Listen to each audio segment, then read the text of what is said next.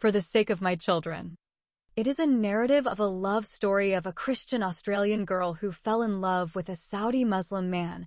Then the Western sweetheart converted to Islam and married her handsome Arab lover and traveled with him to the Islamic world. This love story was written in English and translated into Arabic by Dr. A. Ahmed. Copyright. All rights are reserved. No part of this book may be reproduced, stored in a retrieval system, or transmitted in any form or by any means without the prior written permission of the author except by a reviewer who may quote brief paragraphs in a review to be printed in a newspaper, magazine, school journal, or university article. All characters in this book are fictitious and any resemblance to real people, living or dead, is purely coincidental. Chapter 15. Pilgrimage of Muslim Women to the Holy Mountain. The night the two evil men kidnapped the foreign woman was Thursday. The imprisoned Australian widow tried her best to open the door of the small shrine, but she was unsuccessful. She screamed for help, but no one heard her. Finally, Irshad gave up hope and waited for help from God. A white tomb placed in one corner of the little hut made her understand that she was locked inside a dead person's grave. She also knew that the tomb is located on top of a mountain. It is far from the city. However, all this information could not help her figure out how to save herself. The kidnapped Australian woman was kept locked up in that shrine for the next night and half of the day. In the morning, she expected that these two evil Afghan men would come again to attack her and try to rape her. However, she rejected that possibility when she recalled how her cowardly captors had been frightened by her when she pulled out her revolver, fired a shot at one of them, and threatened to kill them both. By late afternoon that day, the women of the village began preparing for their weekly Friday pilgrimage to their holy shrine. Since women in Islam are not allowed to participate in the public Friday prayer in the village's only mosque, which is reserved for men only, they like to go to the holy mountain and offer their petitions and supplications to God's righteous dead guardian on earth. This is because the Prophet Muhammad prohibited women from praying in mosques and asked them to pray in their homes.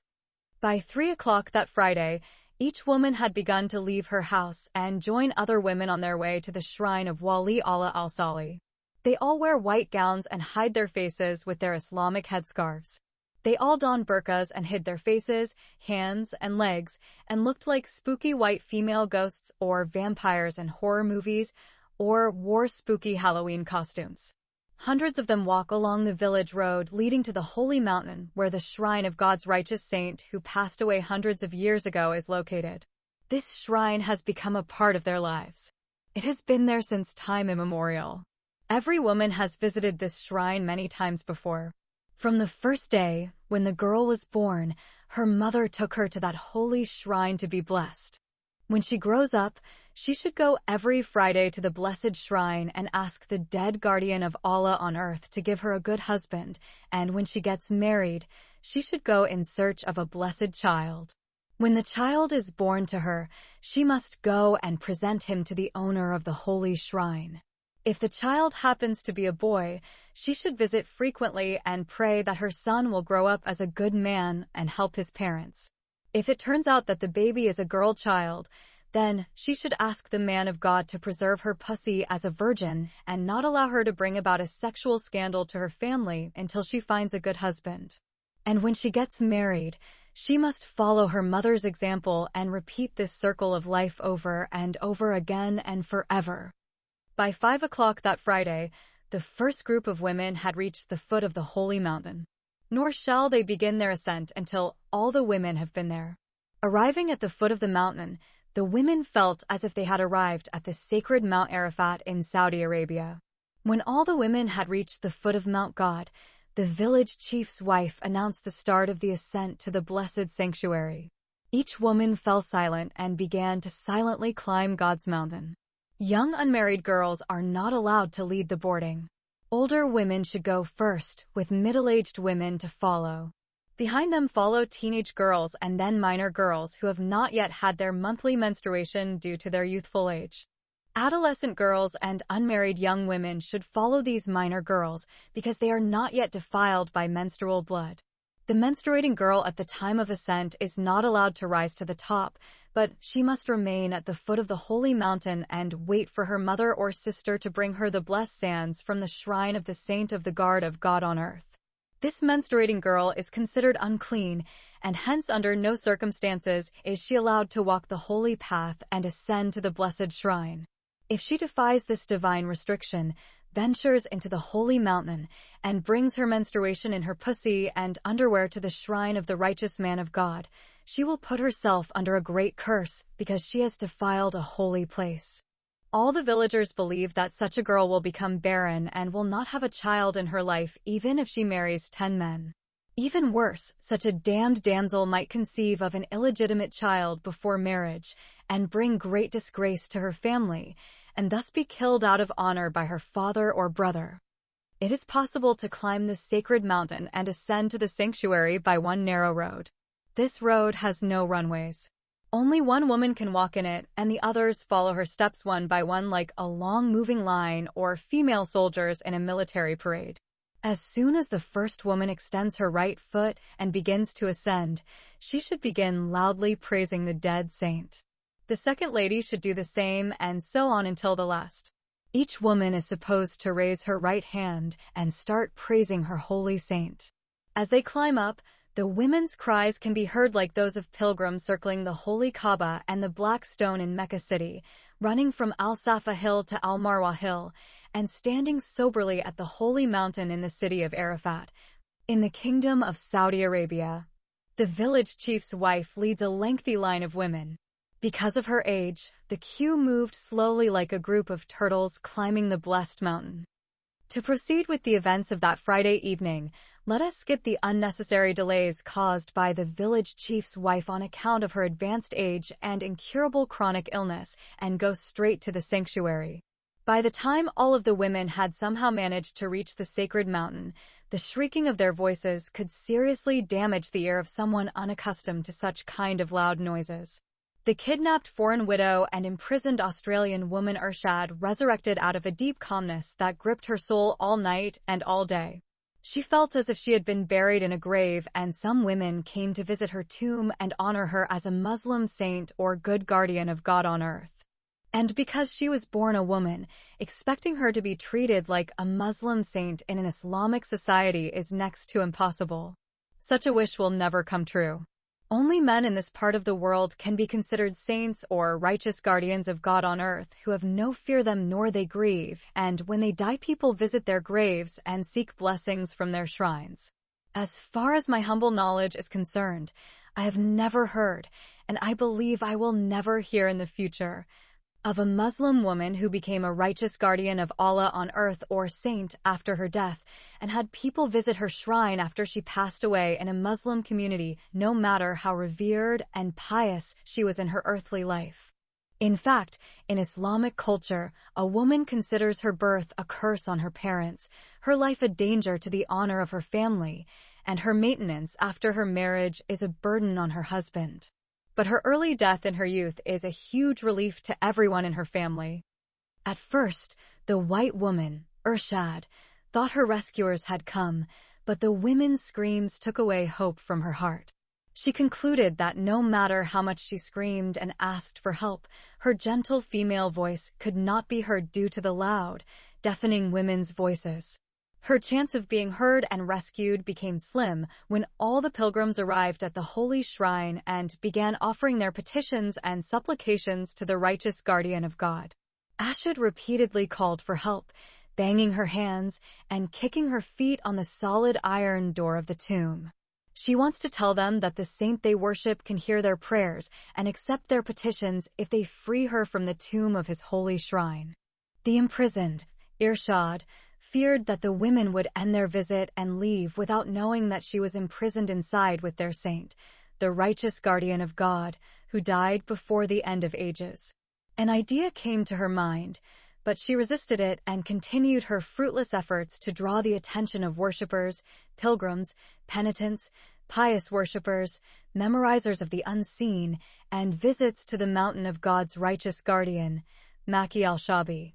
May God honor his grave. By then, these female pilgrims had reached the pinnacle of their worship. Some women cry, some laugh, Some ululate, and most of them make strange, funny, and frightening sounds that cannot be determined whether they are the voices of animals, demons, angels, or virginal nymphs who descended from paradise, which is in the zodiac sky. Some women went as far as to fall in front of the holy shrine and roll over and over in the dirt like people suffering from epileptic seizures. During this great spiritual holy rapture, the imprisoned Australian widow finally made up her mind and fired 3 live shots from her revolver.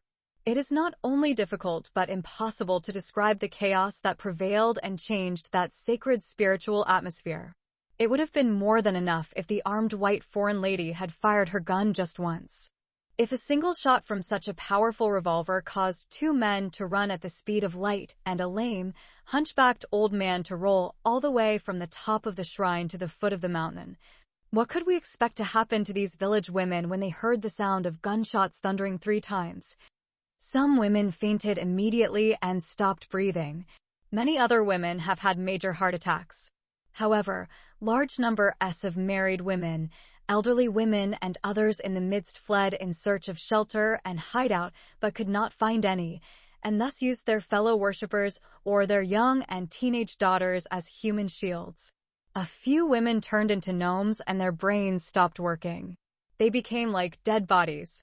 Some teenagers and non-menstruating girls somehow managed to escape for their lives, leaving behind their mothers, aunts, grandmothers, friends, relatives, and neighbors to face their death at the hands of Muslim terrorists armed to the teeth. The terror and panic caused by the gunshots from the prisoner Irshad is indescribable.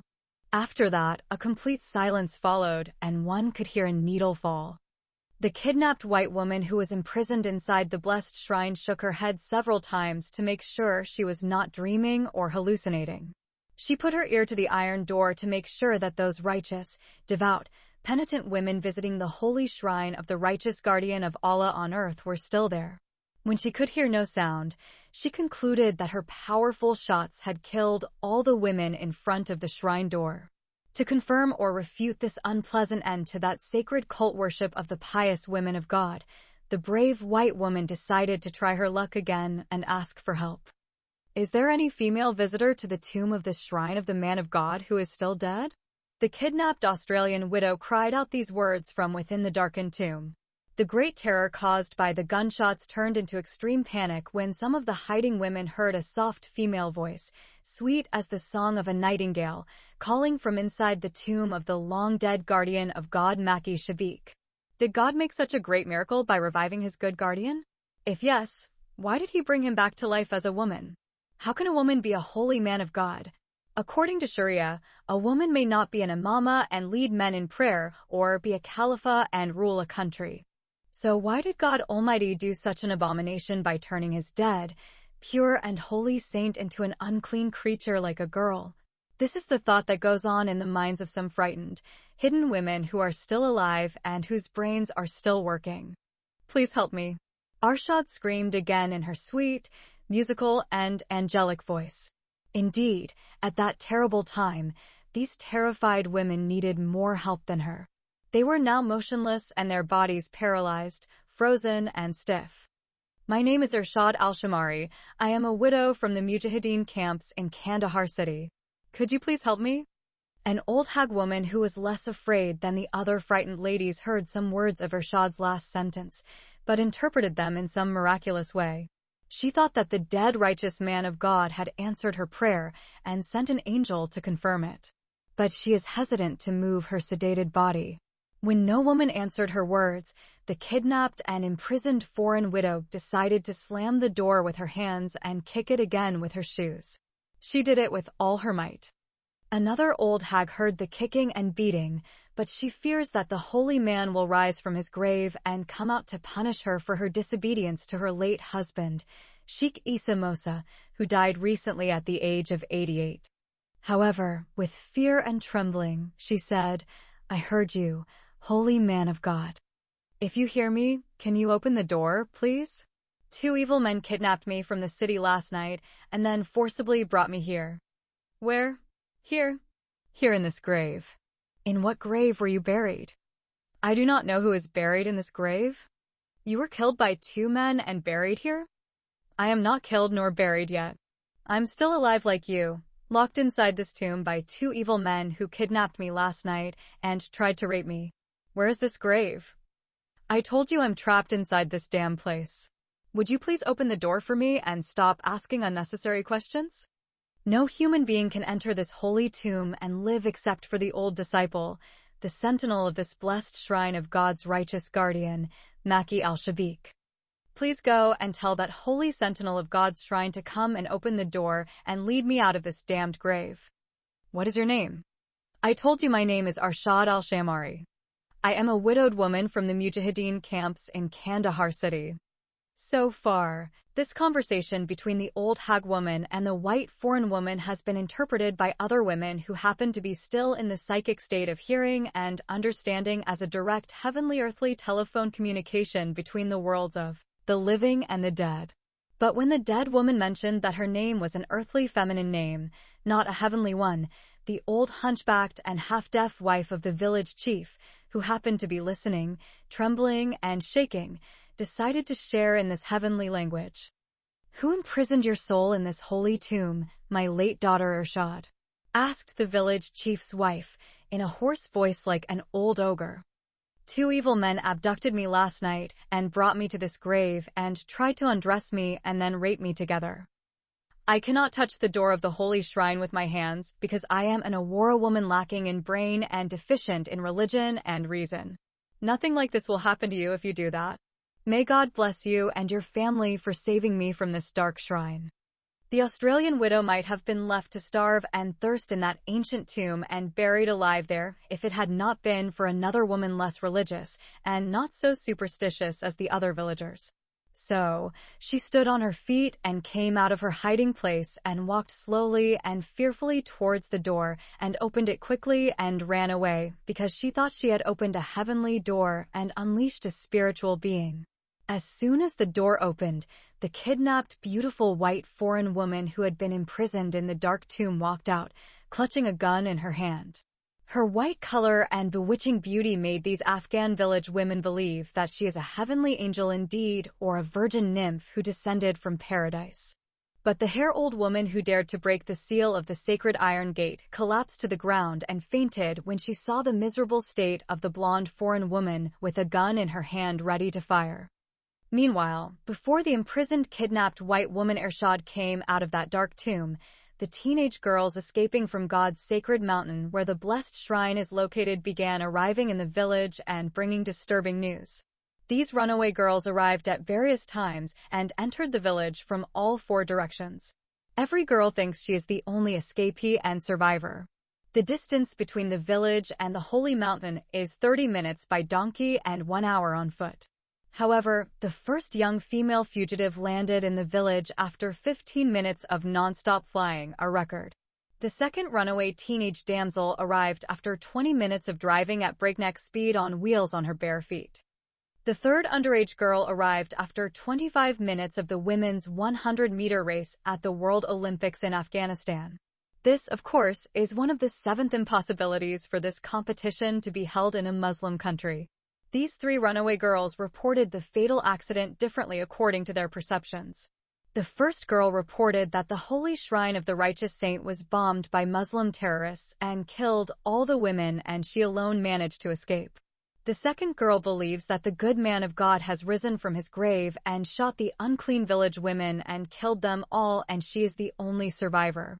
The third girl claimed that the blessed mountain of God was struck by a lightning bolt from heaven and that all the guilty women who went there for pilgrimage were killed except for her alone. In this way, the surviving young female escapees continued to come one by one giving various reports and causing more fear and panic. In the meantime, the brave old lady took out the remains of the Australian widow from her grave after being buried in it for many hours. Arshad then attempts to revive the unconscious elderly woman who sets her free. She found a jar of water placed there for the visiting female pilgrims. She took it and poured half of its water over the half-dead old woman before she could bring her back to life.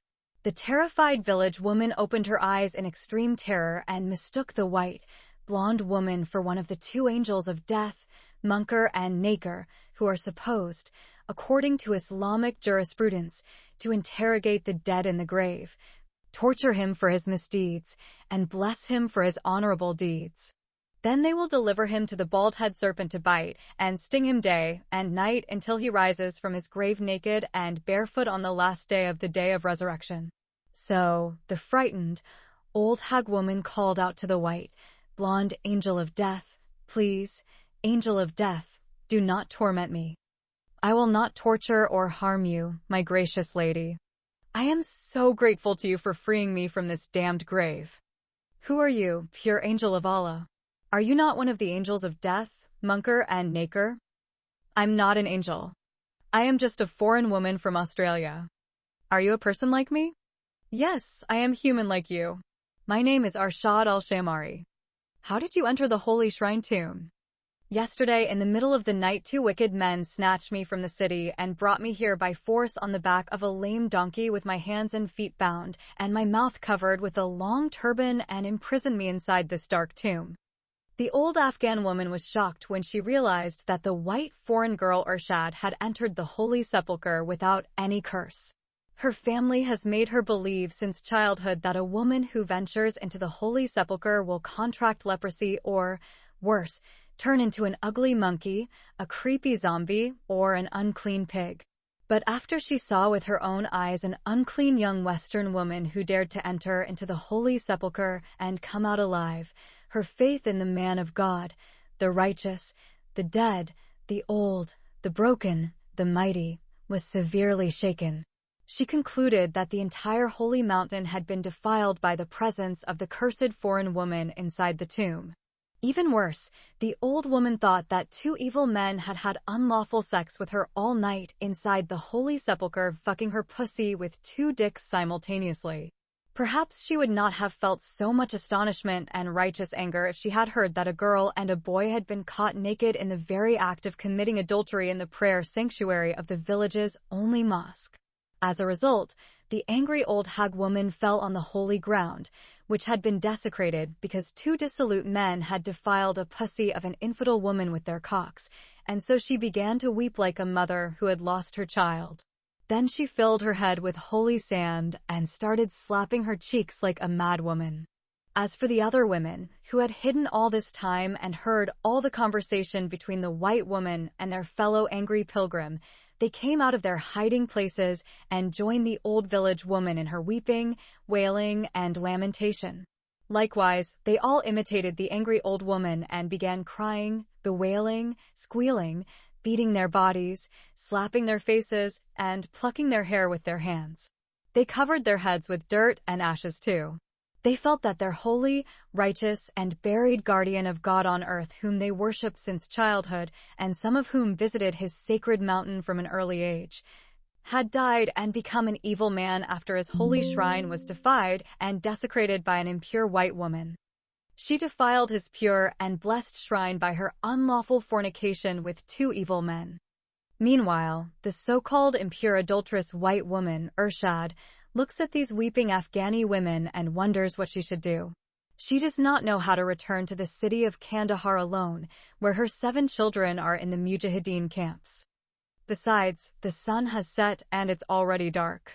She is afraid of risking her life again by going down the mountaintop alone. She might be attacked by wild beasts, or some evil Afghan men would kidnap her and try to gang rape her again.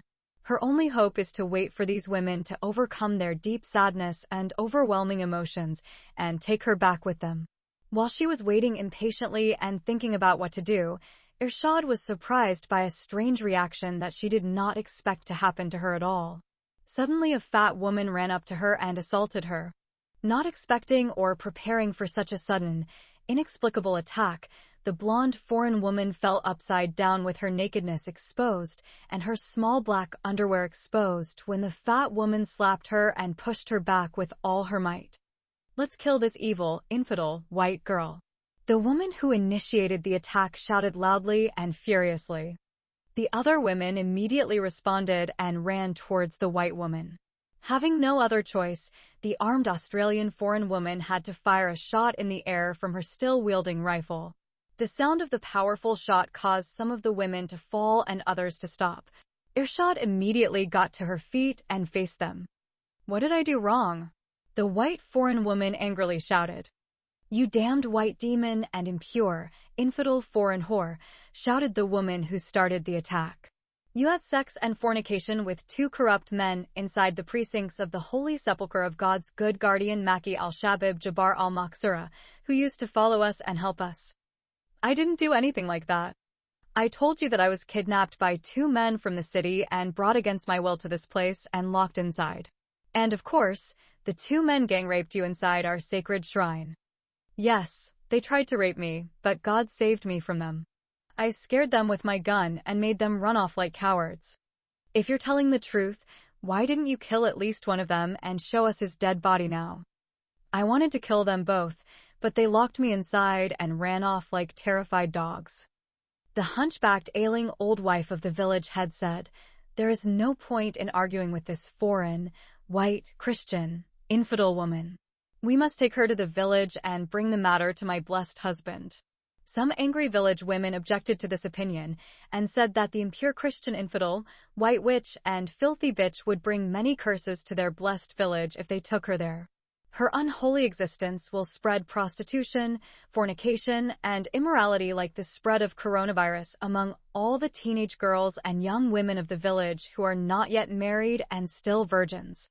However, the lame, haggard wife of the village headman exercised her veto power and convinced several objecting village women of her wise decision. In the end, the extremely angry women accepted the village chief's wife's good advice. Then they took with them the beautiful, blonde, young white woman who had been freed from the den of adulterers and the sepulchre of the dead bones of the unknown Muslim soldier of Allah who got killed as a terrorist martyr in the cause of jihad war against the Russian army many years ago.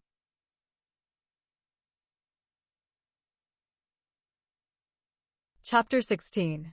The Village Chief and the Beautiful White Woman. The village chief is a notorious womanizer who suffers from a sexual obsession. His name is Sheikh Muhammad Ahmed. His ideal in life is the Prophet Muhammad. Every young woman he saw her and lusted after her beauty or sexy body, he made her his wife.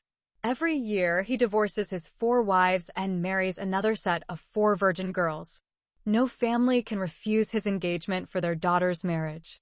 He is like Al-Hasan ibn Ali ibn Abi Talib, who was addicted to marriage. Al-Hasan used to divorce 4 wives and marry 4 virgin girls in their place at once. Even in a few cases, the village chief forced married men to divorce their beautiful wives, marry them, and rape them in a halal manner. He justified his vicious demands by referring to the example of the beautiful wife Zainab bint Jahsh and her husband Zayd ibn al-Rasul, the adoptive son of the Prophet Muhammad. The messenger of God divorced her from him with a verse of the Quran, and her marriage to the Prophet Muhammad was conducted by Allah himself, and the angel Gabriel was the sole witness. The arrival of the beautiful white woman, Irshad, in that village made the chief Sheikh Muhammad Ahmed conclude that she would be his new bride. First of all, he had never actually seen a blonde foreign woman in his entire life. He only saw white women in newspapers and magazines. On that day, Irshad broke all the rules and restrictions of Islamic law when she came with these angry pilgrim women with her while her clothes were torn. During her struggle with her 2 captors, her Islamic burqa was cut into pieces and her other undergarments were also torn. Therefore, most of her sexy white body was exposed while she was half naked. Chief Sheikh Ahmed is the first to express his admiration for the new foreign woman's beauty. He took a deep breath and let it out by saying, Subhanallah or Hallelujah. The Australian widow appeared to the leader not only as a beautiful human female, but as an immortal virgin from paradise, about whom he had read in his sacred religious texts, the Holy Quran, and the hadiths of the Prophet Muhammad. This is how he saw her. She has big buttocks and high, spear-like breasts. Her color is like white milk, her neck is like a bottle of ghee, her cheeks are like apples, and her lips are like pineapples. Her long blonde hair is like a ponytail, her nose is like the Egyptian Queen Cleopatra, her eyes are like the eyes of the beautiful Arab Layla who made Kay's madman after her love, and her beauty is like an Indian movie superstar heroine. So, Once he saw the beautiful and sexy white woman, he decided to add her to his harem list of beautiful virgins. That night, Chief Muhammad Ahmad orders the white woman, Arshad, to stay in his house and under his hospitality until the village elders make their decision on her case. She has no choice but to accept his invitation. During dinner, the head of the village asked Arshad to tell him about her past life and how she fell into the hands of these two men who kidnapped her from the city and brought her to his village and imprisoned her inside the shrine of the holy mountain.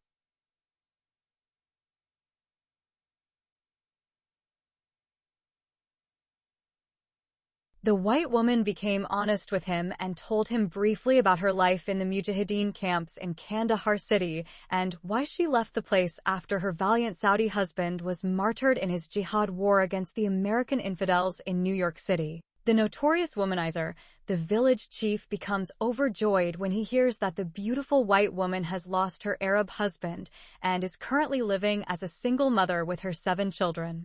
He decides to marry her and bring her children to live with her in his village. He became very hilarious when he found out she has underage daughters. The dirty old man thought of raping her white female children, too. And so, after the lovely and sexy white widow enjoyed the delicious meal that was specially prepared on her honor, the head of the village, Sheikh Ahmed, revealed to her what was in his heart. The Australian white woman Arshad is shocked when the old man proposes to marry her in front of his wife. Very politely, she rejected his engagement and thanked him for offering to help her raise her 7 children. The Australian woman innocently believed that the village chief was like a Western man and that a woman could easily reject his engagement and get away with the consequences of her rejection.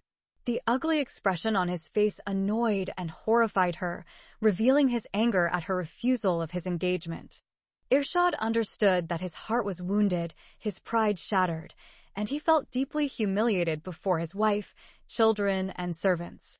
He felt as if the white, foreign, Christian, infidel woman had spit on his bearded face when she refused to accept his engagement to marry her.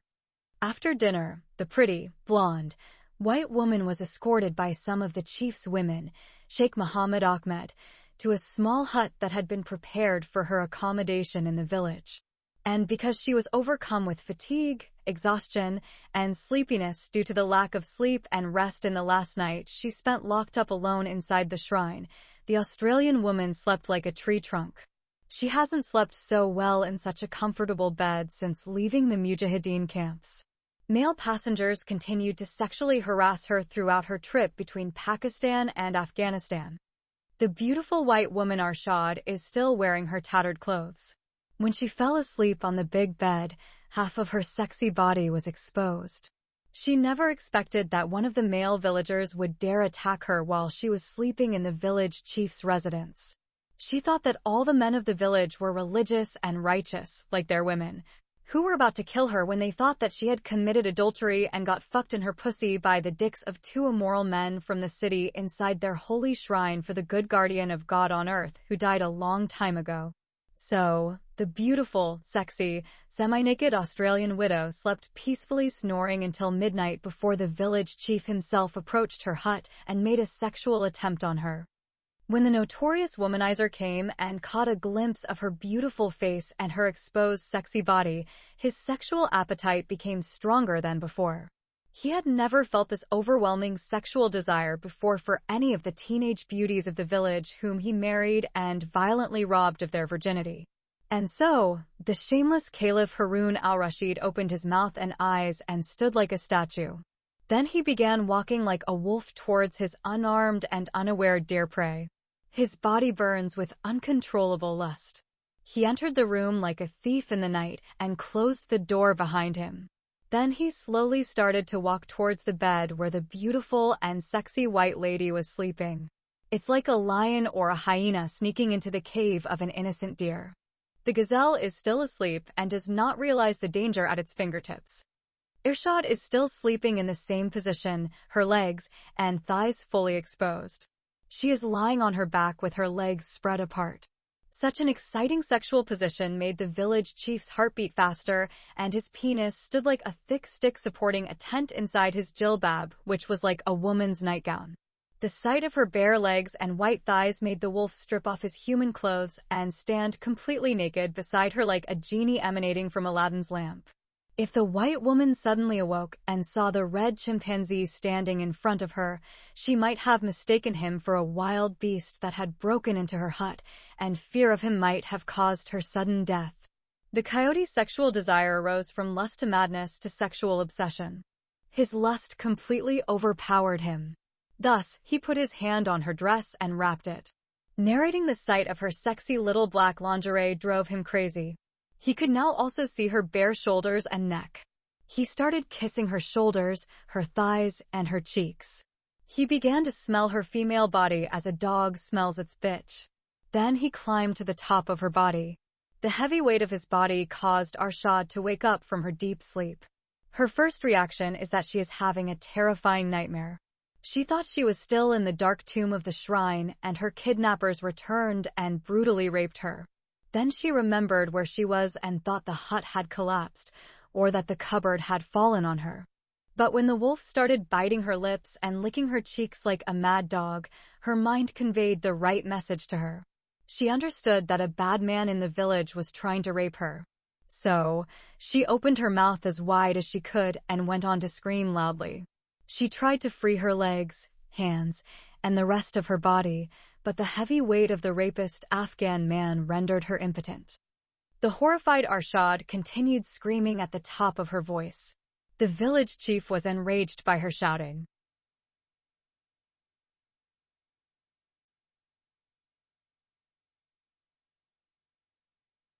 The horrified Arshad continued screaming at the top of her voice. The village chief was enraged by her shouting. So, he inserted his 5 fingers into her mouth and pressed her against the pillow. Irshad locked her sharp teeth tightly onto his fingers. The village chief felt her teeth dig into his fat fingers, down to the bone. The terrible pain caused his body to roll off hers and fall to the ground. The terrified white woman let go of his fingers and jumped to the ground. She immediately got to her feet and rushed towards the door, opening it. At the door, she found a guard stretching out his arms to block her way. She pushed him with both hands until he fell and she ran towards the outer door. The guard fell on his back as if a dirt dump truck had emptied its human garbage. The naked chief got up like the naked King Pharaoh and ran after the blonde foreign woman. When he came out of the room, he stumbled upon the body of his guard, who was thrown to the ground, and he also fell flat on him, crushing him under his huge body. Then the half-naked, fleeing white woman reached the outer door and opened it. Unfortunately, outside, she finds several armed guards and ferocious dogs blocking her way to escape from their leader, a notorious womanizer. So, these guards and their dogs prevented her attempt to escape. At once, the guards seized the fleeing white woman and took her back to her hut. As soon as the guards brought Irshad back, Sheikh Muhammad Ahmed yelled at her, "My whole house is guarded by guards armed with rifles and dangerous, ferocious dogs. Each of these large dogs can eat a horse, so, O Christian infidel, never dream of escaping from here." When he said his threatening and warning words, he ran towards her and pushed her against the wall. Irshad was surprised by his blatant attack. Her body hit the wall and she had a terrible pain in her head. Overcoming the pain, she stood up and pushed him back. He came again and attacked her. This time she is ready for him. She scratched his face with her fingernails and kicked his body with her feet. He leaned back, still clutching her long blonde hair. As he pulled her head, she struggled for some time to free her hair from his hands. When she couldn't free herself, she used her legs and kicked him hard across his body. He was forced to free her hair when she hit him with her foot on his erect penis. Once she freed her hair, she ran away from him. He chased her around the room like a rooster chasing a chicken. He caught up to her, overtook her, stopped her, and grabbed her waist from behind. She could not use her hands or legs to free her body from his grip. She violently struggled to free herself, but she couldn't. While she was being held, the evil man started talking to her again. I wanted to marry you, a white woman, in a halal Islamic marriage, even though you are an infidel Christian, according to God's book, the Noble Quran, and the Sunnah of our Prophet Muhammad, who married his Jewish wife Safiya bint Huyay. But you rejected me without a valid reason. Now I will treat you as a maidservant or a slave girl who is owned by my right hand and sleep with you without marriage, as our Prophet Muhammad, the chosen one, slept with his Egyptian Christian maidservant Maria the Coptic without marriage. Most likely, you're a street prostitute. You were roaming the streets of Kandahar city at night until these two bound men kidnapped you in the middle of the road and raped you in your pussy and ass inside the holy shrine of God Saint Maki Shabak Jabbar al-Maksura. Most likely you became a street prostitute after your Saudi Arabian husband died in the jihad war against the infidels in America. I heard that an uncircumcised Christian infidel woman like you cannot live for 1 week without being sexually fucked by a man with his dick in her pussy or her anus. When Chief Muhammad Ahmed spoke these dirty sentences, he assaulted the Australian widow, Irshad, and pushed her against the wall. Her body hit the wall again and she was in excruciating pain.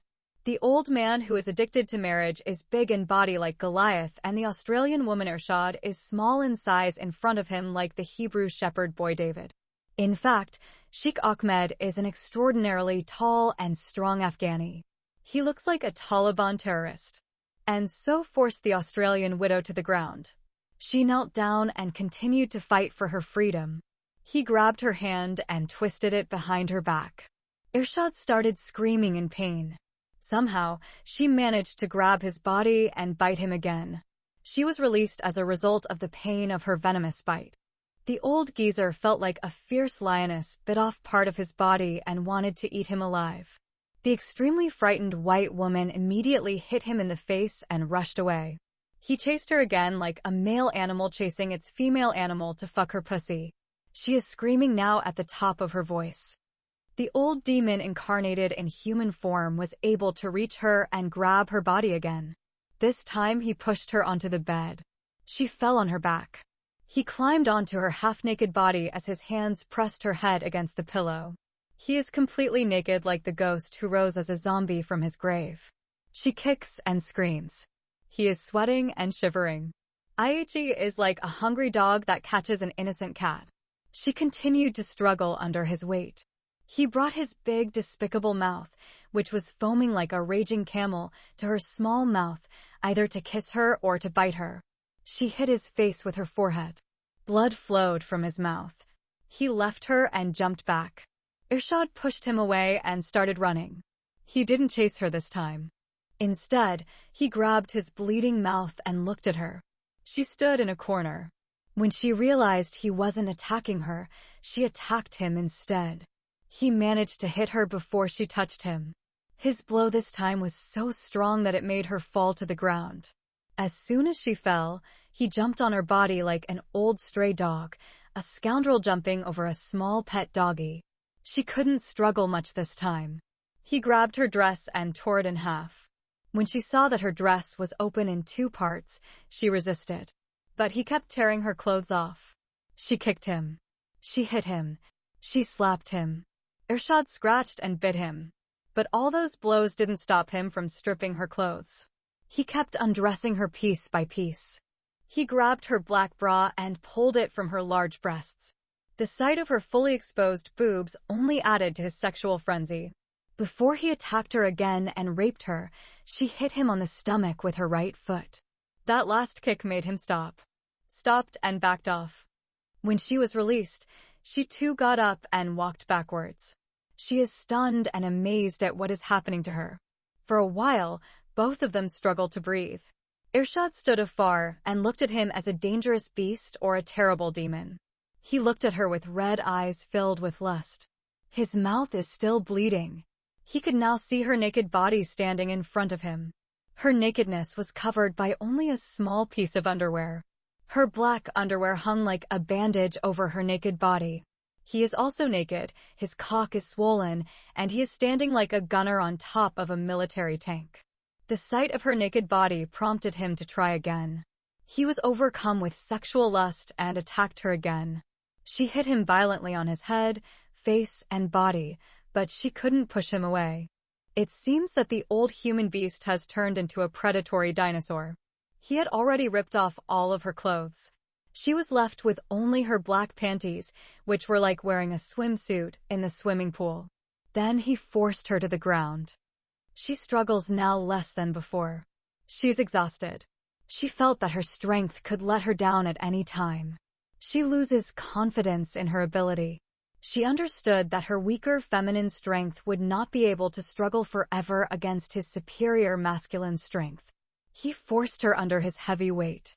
She can now fight only with her mouth and eyes. She screams and curses him in his face. She referred to him by every bad name she knows in the Afghan language. He didn't notice her harsh words. His only goal now is to pull off her last cover and force his red cock inside her white hairy pussy. The Australian widow is like a dying drowned woman in deep waters who clings to whatever comes her way. She grabbed his hair and pulled it. She scratched his face. She spat on him. She cries for help. But all her efforts did not drive him away from her body. He is like a vampire who found fresh human flesh and devoured it. Then she felt his right hand grab her small underwear and began to pull it off. At that critical time, Irshad grabbed his shoulder and bit him again. He was screaming loudly like a coward. Then he left her body and tried to jump off her body. She did not leave his shoulder. He was screaming even louder and hitting her all over body to get his shoulder off her teeth. Her teeth seemed to be like sharp nails driven deep into his flesh. Finally, he pulled violently and released himself. He hit her in the face and ran towards the door. She took a small stool and threw it at him. He quickly reached the door and opened it. Then he fled in terror. He fled from her in terror just like one of those two cowardly men who kidnapped her from the city and attempted to rape her, and when they could not, they locked her in the holy shrine and escaped from her. She ran to the door, but he locked it behind him from the outside and imprisoned her inside.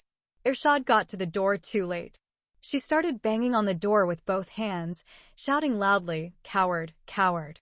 Open the door, you evil man. If you come back here, I will kill you. I'll break your square bald head. May God kill you, you cowardly and insolent old man."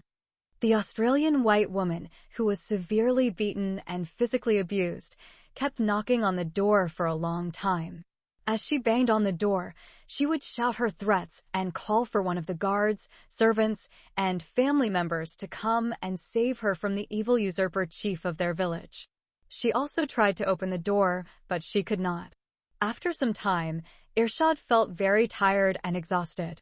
She stopped her vain attempts to try to call someone to save her or to open the door. She then retreated to a corner and sat down.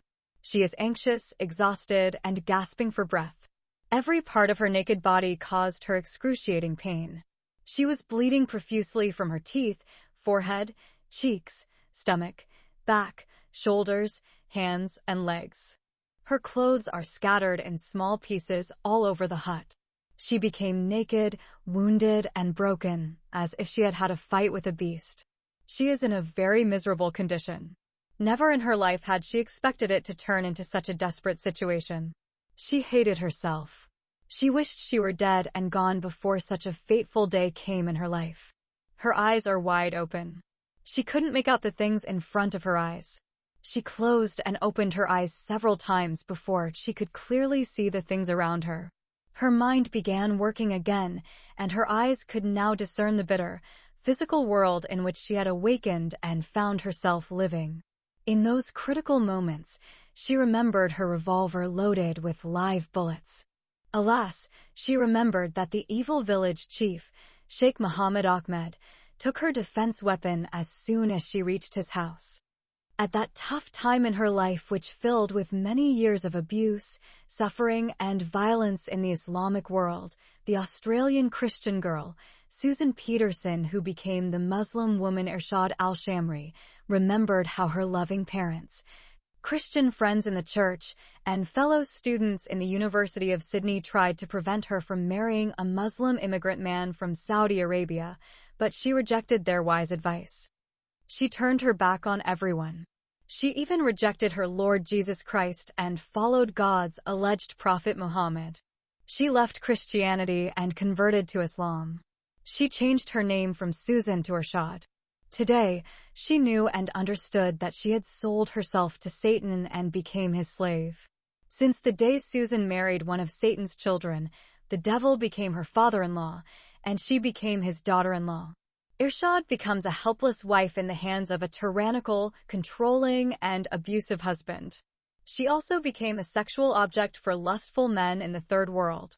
These wicked Muslim men see nothing but fresh meat in a woman, which their demonic god has given them the divine right to devour and eat her like cannibal beasts.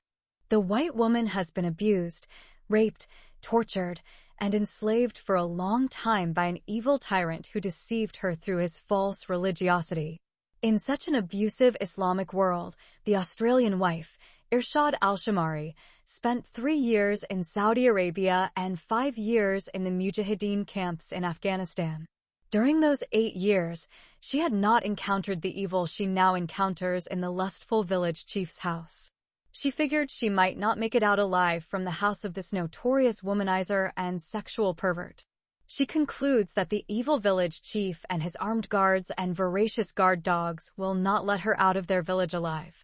Their leader will abuse her and enslave her because she has become, as he told her, the slave of his right hand whom his religion has entrusted to him. He could rape her day and night without the sanctity of the bond of lawful marriage because his Quran gave him that right in Surat Al-Nisa 4, verse 3. Irshad has concluded that she will never see her 7 children again. However, the brave foreign white woman decided to kill her abuser and expected his armed guards to kill her. She would rather be killed or become a prostitute on the streets of Kandahar city than marry against her will a sex predator who is as old as her grandfather.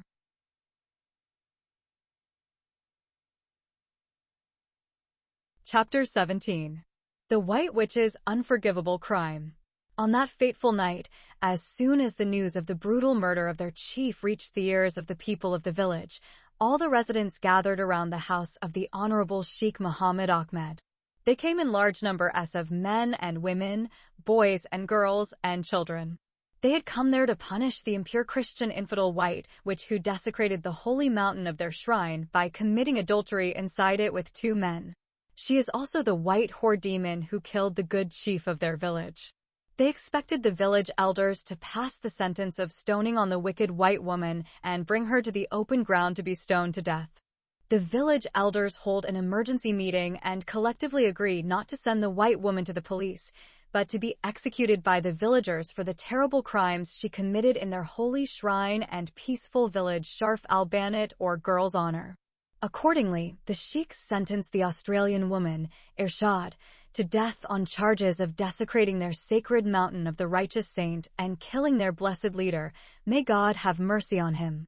The death sentence has to be carried out of the culprit White Witch on the following day afternoon when the sun reaches the heart of the sky. The elders differed in the method of executing the foreign white woman, who is declared by them as a criminal adulteress and bloodthirsty murderer.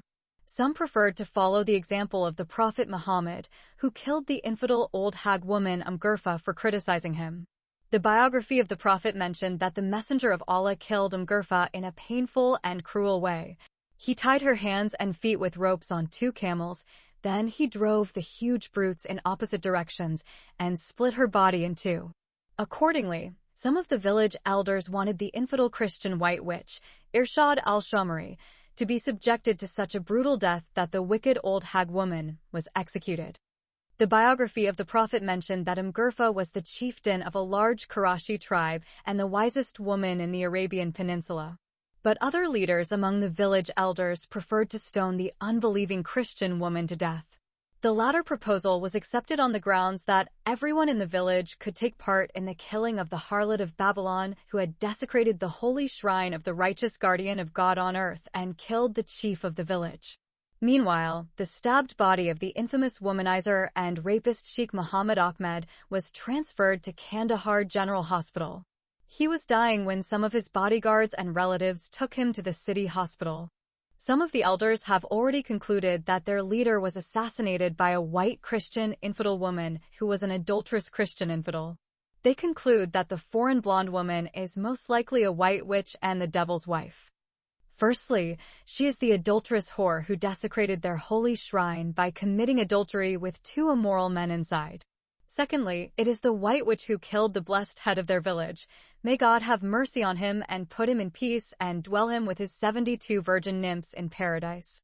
Therefore, she is the prostitute, the witch, the impure Christian infidel, and the uncircumcised wife of the damned devil, who brought great abominations to their peaceful village. Accordingly, they decided to kill her by stoning her to death, as a punishment for what impure her hands had done. They want every villager, male and female, to take part in killing the cursed Christian white witch who is the wife of the stoned Satan. After issuing their death verdict, some armed guards dragged the widowed Australian woman, Irshad, from the hut where she was kept in it at night while she was completely naked and tied by strong ropes to a big open field in the center of the village, which is used by men and boys for football matches and for donkey and horse racing. While the guards were dragging her, many village women and girls took off their shoes and threw them on the naked body of the so-called white witch and impure Christian infidel. Young underage girls spat on her face. Some of the male children picked up small stones and threw them at her body.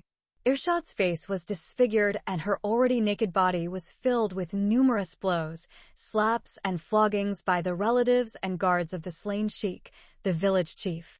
As they take her to her brutal execution, the condemned Australian woman is subjected to cruel torture and unbearable emotional pain from all those blows, kicks, and insults. At that critical time, Irshad remembered that Canadian Muslim girl who was stoned to death by the Mujahideen in the camps long ago. She remembered because of her wrong advice that the innocent Afghan sweetheart Scheherazade was killed in a very cruel way and her Syrian lover was brutally flogged and crippled for life in a wheelchair. As a result of this memory, Irshad concludes that Scheherazade's blood has fallen on her head. She hopes that her execution will not be as painful as when she saw how the Canadian Muslim girl who was stoned suffered. She longs for death to save her from her unbearable torment. As they drag her on the ground while she is completely naked like an animal being led to slaughter, the Australian woman Irshad hears that the villagers condemn her with many dirty words of insults, curses, and condemnations. She tried to talk to them and tell them that she killed the village chief because he was a dirty old man and he tried to rape her while she was sleeping in his shit hut at his demon-haunted house. Their loud voices and their many insults did not allow her to speak to them. Yet she continued to scream and beg for her life. Many of them are saying, "We are taking the white witch to the slaughter place." During those last tragic moments of her life, Irshad recalled how she had managed to protect herself from being brutally raped by the evil chief. When he made another attempt to rape her while she was stripped by him completely naked, she used a small medal she had found in the Little Cinnamon where she was imprisoned and stabbed him in the stomach. He fell like a raging camel hit on the head with an axe. Foam started flowing from his despicable mouth and blood trickled down from his stabbed naked body like a red liquid and covered everything. Even his abundant blood covered her naked body, which was bleeding with her pure blood. Immediately, his armed guards rushed inside and started beating her mercilessly until she fell. Then they dragged her half-conscious body out and locked her up in another small hut, which was created to house dogs. After that, they spread the disturbing news around the village that the infidel white Christian infidel woman had killed their great leader, Sheikh Muhammad Ahmed. One guard went around the village in the middle of the night, just like the Misaharati in Ramadan, while announcing in loud the brutal murder of the great chief Sheikh Muhammad Ahmed by the white infidel woman who committed adultery with two men inside their holy shrine in the mountain of God. For those who are not knowledgeable, the Misaharati is one of the oldest, most deep-rooted Islamic traditions found during the holy month of fasting, which is called Ramadan. Al-Misaharati is the name given to the person who walks and beats a drum in residential areas at night to wake people up to eat their sahir, a meal eaten before the beginning of the fast, before morning prayers. Meanwhile, the medical staff of the city hospital saved the life of the stabbed village chief. His bleeding stopped and the wound caused by the stab wound of the white foreign woman Irshad was sewn up. His guards knew that the very frightened Christian woman used a sharpened metal and stabbed the leader in the stomach when he made another attempt to rape her. But none of them dared to confront the family of their village chief with the truth, or to report to the hospital or the police for what reason she had killed him. They concluded that he died and departed to Janatal Firdaus, where there are virgin nymphs. Therefore, they decided to hold a martyr's wedding for him after his funeral. They believed he is like the martyrs of Allah who did not die, but he is a life in paradise and enjoying fucking with his big phallus the pussies of the 72 virgins. The Quran said those who died in the way of Allah are not dead, but are alive with Allah in paradise. Think not of those who are slain in Allah's way as dead. Nay, they live, finding their sustenance in the presence of their Lord. Surah Ali Imran 3, verse 169. The guards took his naked, stabbed, murdered body in a car and transported it to the largest hospital in Kandahar city. After his deep wound was treated, the sheikh remained in a coma in the intensive care unit. The hospital staff then reported the matter to the police authorities. The police issued an arrest warrant for the white, foreign, Christian woman who stabbed and attempted to assassinate the chief of the village Sharif al-Banat. When they learned that his life had been saved, the relatives of Sheikh Muhammad Ahmed lied to the policemen by telling them that the foreign Christian woman, Irshad al-Shamari, is a new Christian bride for their leader, whom he married according to the Holy Quran and the blessed Sunnah of the Prophet Muhammad. For some selfish motive, the Christian bride refused to allow her Afghani Muslim groom to have sex with her on their first wedding night. She made a condition to the village chief that unless he wrote half of his property in her name and divorced his 3 other Muslim wives, she would not allow him to sleep with her. The rich leader refused to transfer half of his property to her and tried to forcefully sleep with her because Islamic Sharia allows him to rape her because she is his 4th wife by law. Before sleeping with her, he was forced to beat her with his big stick to subjugate her to him because the Quran allows a husband to beat his disobedient wife in Surat Al-Nisa 4, verse 34. These relatives also forged a marriage certificate and presented it as evidence to the police authorities against the so-called disobedient and rebellious Christian wife. The false marriage contract was prepared by the imam of the village mosque and signed by 2 male witnesses and another fake signature that they claimed was the signature of the groom, Sheikh Ahmed. They knew that Islamic law does not require the bride's signature in her marriage contract. The relatives of the notorious womanizer paid large bribes to the imam of the only mosque in the village and his false 2 male witnesses. When the Kandahar police reached the village, they found that some men had dug a hole and buried half of the white Christian woman's naked body inside the ground. It was a sweltering summer day. Unjustly sentenced to death, Australian woman Irshad felt as if she had been buried in a molten volcano boiling with fiery lava. She was sweating from her head to her feet as if she were pouring hot blood, and her naked body was burning with caustic acid. Her state of mind could not be described in words. She became very frightened when she saw these villagers gathering around her like wild beasts surrounding a wounded deer and unable to move. She could hear her heart pounding in her chest and her head ringing like the bells of hell. And she concluded that she would be killed the evilest of killing, and her soul would come out and land in the fire of hell. Once again, the Muslim widow, convicted of stoning, Irshad al-Shamari, remembered that apostate Christian girl, Susan Peterson, who distanced herself from her Christian religion and converted to the cursed Islamic religion. She regretted that she refused to accept the advice of her Christian parents, brother, friends, and classmates, and turned her back on the Lord Jesus Christ and embraced the alleged prophet of God, Muhammad ibn Abdullah ibn Kilab. But what regret could do now after it was too late? In those difficult moments, the Australian widow, Irshad, wished that someone would shoot her in the head and free her from those horrific feelings that control her mind and heart and torment her body. It is either a miracle or sheer luck that the Afghan policemen in Kandahar made it to the soccer field and donkey race just in time to stop the execution of the Christian foreign white lady by the angry villagers who thought she killed their righteous village chief and defiled their holy shrine. When the policemen arrived, the villagers started collecting stones, bricks, and firewood. They decided after stoning her and then burning her unclean body with fire and turning it into ashes. They are waiting for their elders to announce the start of the stoning ritual ceremony. Policemen rushed inside the stadium and ordered the elders to stop the execution immediately. When the elders refused to obey orders, the police fired tear gas to disperse the angry crowd. Some of the enraged villagers threw stones at the policemen themselves. This led to the police firing live bullets at those who continued to throw stones at them. Some were shot dead, some seriously injured, and some of them died by stampede and trampling thousands of feet under. Despite this, most of them managed to escape alive. Because of the fear of being killed by live bullets, many boys and girls fled outside the village and hid among the trees, hills, creeks, and inside the dens of hyenas and foxes. Many unmarried girls, teenage girls, and other female minors were gang-raped old folks and young men in the wilderness. They took advantages of finding those unmarried girls being alone in the wilderness for the first time without their male relatives to protect their bodies and virginities.